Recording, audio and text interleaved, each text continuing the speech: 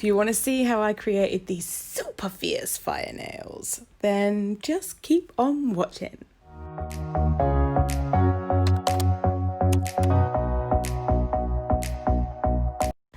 Hello my loves. Oh, I'm sorry it's been so long. I've been super busy, but I wanted to show you how I created these nails. Look at them, that's so pretty. It was inspired by my hair, and then my friend Lisa said, oh, you should do nails like your hair. So, as you can see, I've prepped this hand. I'm ready to go. I've just applied my form. I thought I'd show you a bit of the sculpting and stuff. Not every nail, because you'd get bored, but I'm just applying dehydrator there. And then I'll go in with my primer. So yeah, I love these nails. They're super fierce. I actually got stopped in London about my nails. I was like, oh my God, okay. So I'm going in with my clear acrylic now. It was incredibly hot. This is a slower setting system, and yet it set so fast because it was really hot. It was about 30 odd degrees. Yeah, it was warm. So I had to work a bit wetter and a bit faster because I try and work slower when I'm filming just so you guys can see everything I'm doing. But it was setting up super fast.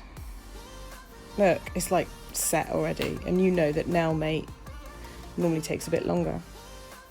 So I worked a bit wetter there, but even so, that's set pretty fast as well. Oh, here comes my little doggy.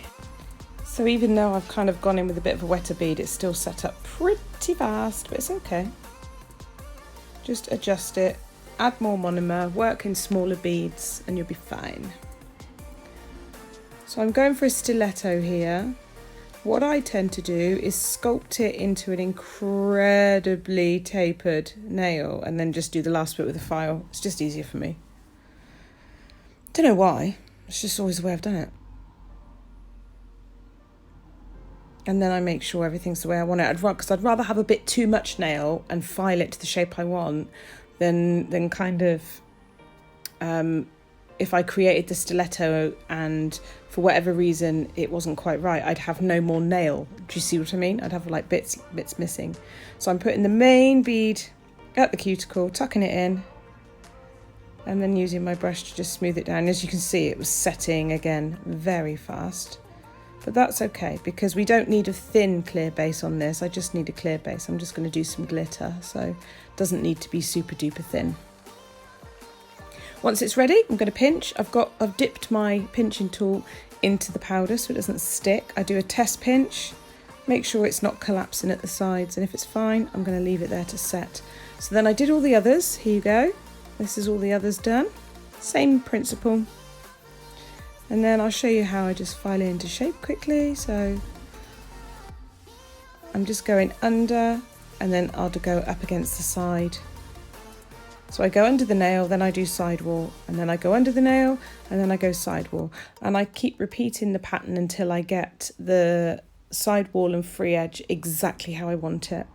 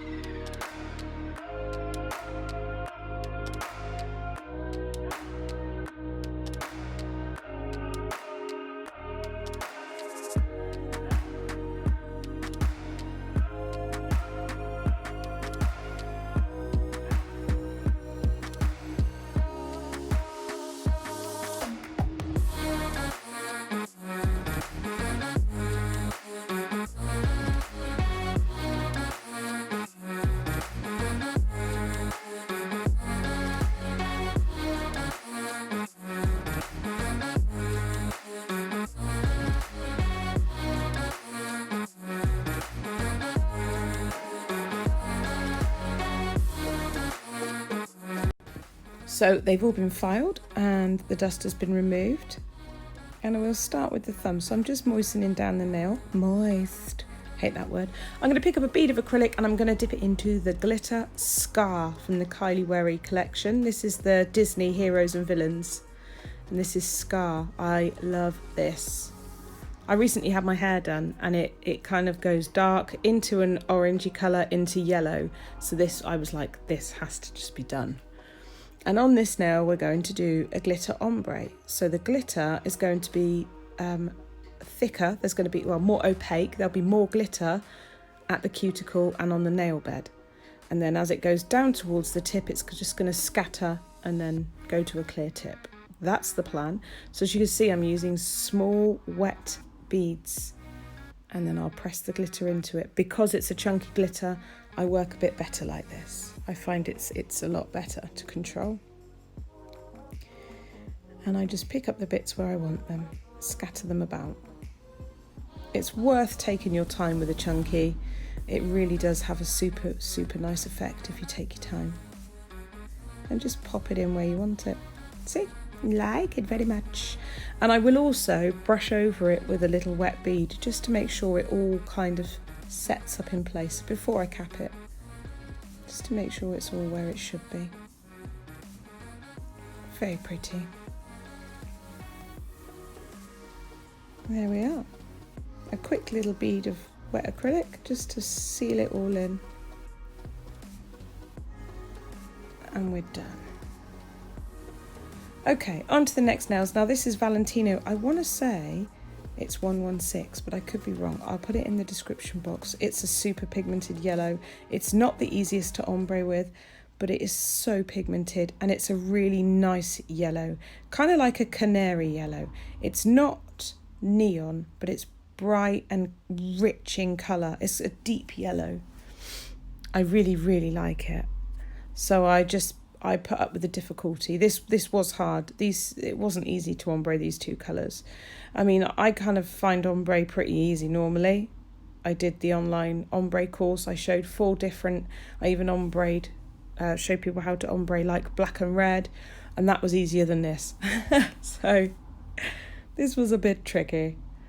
But I'm just going to apply what I want at the tip of the nail and then blend that bead back so that the edge is diffused a little. Where it's so pigmented, it's quite difficult, but don't worry. Okay, so doing the same on this nail, which is the pinky. Just sped it up a little bit because you don't need to see exactly the same thing again and again and again. I'll pop on another bead, working nice and wet so that I've still got time to blend it because it is hot. Blend it back over that seam. I call it a seam. It's actually like the free edge, but it looks like a little seam. And I'll let those set. I'm not touching them. Then I'm going in with Glitter Bells Carbon Black, and I'm just going to tuck my brush in. Tuck it in at the cuticle, sweep it down the nail. Tuck it in all the way around, tuck, tuck, tuck. And then smooth it down. Nice and easy. I know a lot of people hate working with black and white acrylic because they're so highly pigmented. But if you have got your ratio right and you're not touching the skin or the cuticle, you'll be good. You'll be fine. Work in smaller beads if you feel a little bit worried about it. But don't panic, it's fine, honestly. You'll get used to it. And then what I'm going to do is dip in my brush straight into the glitter again. And while this acrylic's setting, I'm just going to start patting in some of this glitter, the Scar glitter from Kylea Wherry's Heroes and Villains Disney thingy, majiggy wiggy. She knows what I mean. I know what I mean. And then I'll just keep applying tiny, thin, clear beads just to give the glitter something to stick to. You don't need to put any bulk on there. It's unnecessary. You just want a sticky wet surface. Something the glitter can kind of like attach itself to. And when you've got it in place, popping a little bit of wet acrylic on top just keeps it there for you so it won't move about when you cap it. But work thin and work wet because you don't want a bulky nail. And again, I'm making sure that I've got lots of glitter at the tip of the nail, so it's like a reverse ombre, and then it scatters and thins out as we go up towards the cuticle.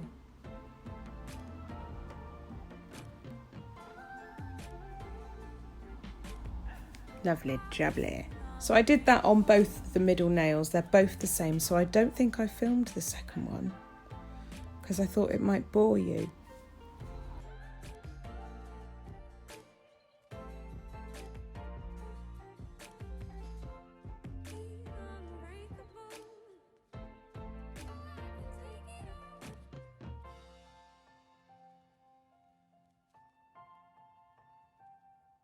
There we are, so that's that done. Now we're going to finish this ombre. So I'm going in with an orange colour. I can't remember what it's called actually. It's from Nail Vision, I think. I got sent it ages ago just to swatch, and it just fitted this set perfectly.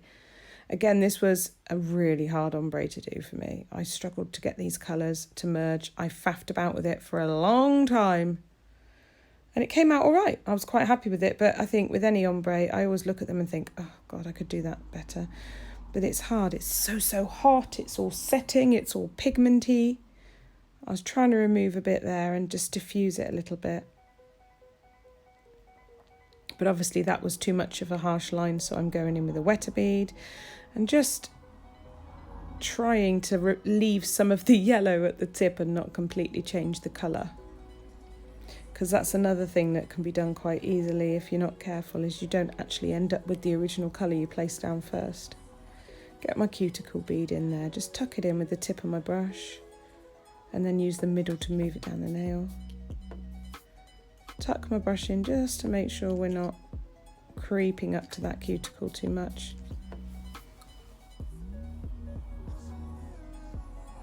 And I did a bit of faffing about. I did faff about with them, look, but they're done. There you go.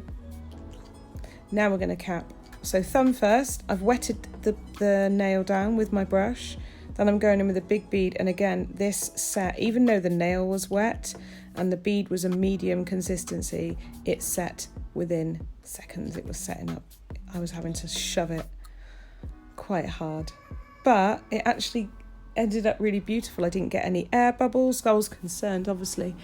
Ideally, when you're doing a clear nail, you want a nice wet bead to flow. But where it was so hot, that didn't happen. And I was concerned. I thought, oh no, I'm going to get air bubbles. But I didn't get a single one. I was really happy with that.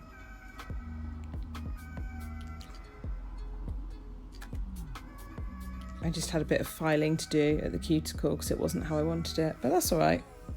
It's just what happens when we work in strange temperatures. Another bead at the tip there. And we'll blend that back. And then I'll check the nail from all angles. And we're good to go. On to the next nail, wet it down. The reason I'm doing this is two reasons. One, because I'm using really highly pigmented colours. I don't want any shadowing. And two, it's really hot. So if I've got monomer under the bead and monomer on top of the bead, I stand a chance of having a little bit longer to work with it. It just keeps that bead wet. Because the minute that bead dries out, it's going to stay where it's put. If it's hot weather, it's just not going to move.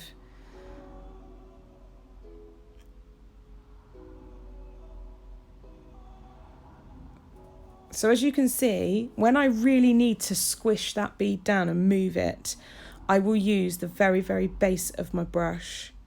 And that is the thickest, strongest part of the brush. And I only use that when I've got a stubborn part of the bead to move. Normally, you'll see I use the tip of my brush to tuck it in and the middle to move the bead about. But when it's being a bitch, you use the base. When it's being a bitch, you use the base. And that just gives you that extra sort of power in your brush stroke to move a bead that's sort of setting on you.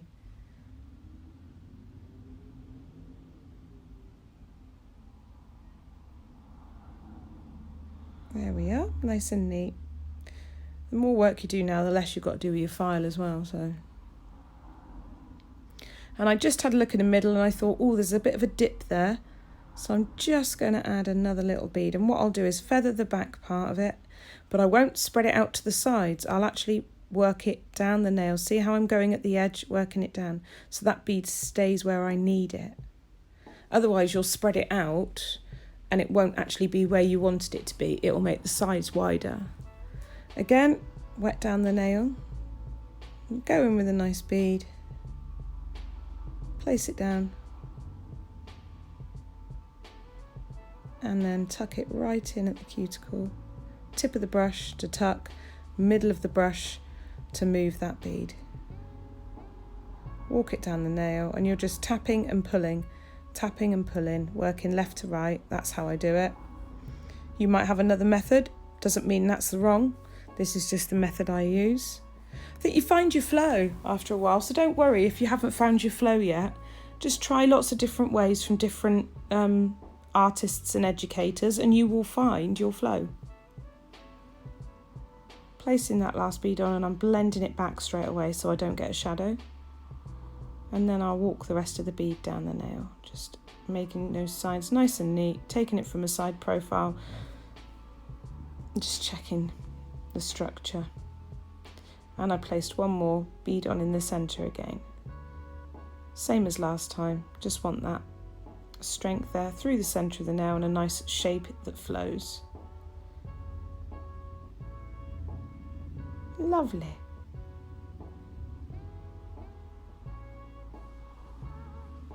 Right, on to the next one, and again, same again. Tuck it in and work it down the nail. Very repetitive, but you might need to see it. It might help. Something might click. Like, don't do acrylic when it's bloody hot. Oh dear, what am I like? And again, blending that bead. Oh, this week's podcast is all about if your family don't support you. So check that out. That'll be up tomorrow. I need to record that today. Holy shit balls. I've only just got back from London. I've got so much to do. I nearly forgot. And then tomorrow morning, I've got my Smile Line course over on Facebook, which is awesome, at 10 a.m. But that will still be there forever and eternity. So if you ever decide you want a little Smile Line course just to brush up on your skills, you get a certificate. Just drop me a message. All my details are in the description box. I've got little courses running. I should really list them in the description box. I'm going to take the time to do that. I'll list all the courses. And if anyone thinks I'm being a dick about it, I'm not. It's just, it saves me having to message lots of people back. So you can have a little look. Don't have to do it. But if you do, I'll see you there. Right, we better file these nails. So I'll show you one, because I'm not very good at staying in shot when I file. I go all over the place. So I'm taking it under first, making sure those sides are nice and straight, and that they come out of the nail and they stay flat and they don't swoop up or swoop down. Then I'm going to take my file and I'm going to go straight up against those side walls so they are sharp. And we are going to sharpen that point. Now, I did have to dull the tips of these nails because I actually properly stabbed myself in the hand and took a chunk of skin. So, little word of advice, get a nice sharp stiletto for your photos, but you might want to just dull the end off because I hurt myself. It really hurt. Right, we're filed and we're buffed, and I've wiped over with acetone, and I've got these are called, I think they're dark rainbow Swarovski crystals. They're friggin' stunning. Oh, they're so beautiful. So I just did a little Swarovski design with them. Just something simple, but you know me, it don't mean a thing if you ain't got that bling. So I have to have a little bit of bling. So I popped them in and around where I wanted them. I'll let you watch this bit. There's not much to talk about.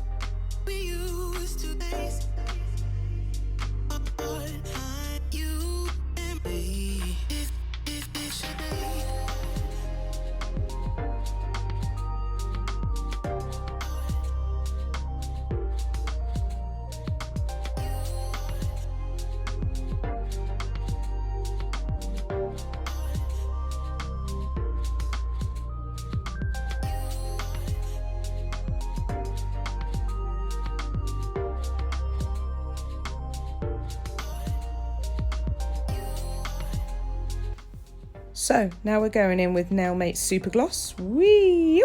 Look at that. How beautiful. This glitter's absolutely gorgeous, isn't it? Stunning.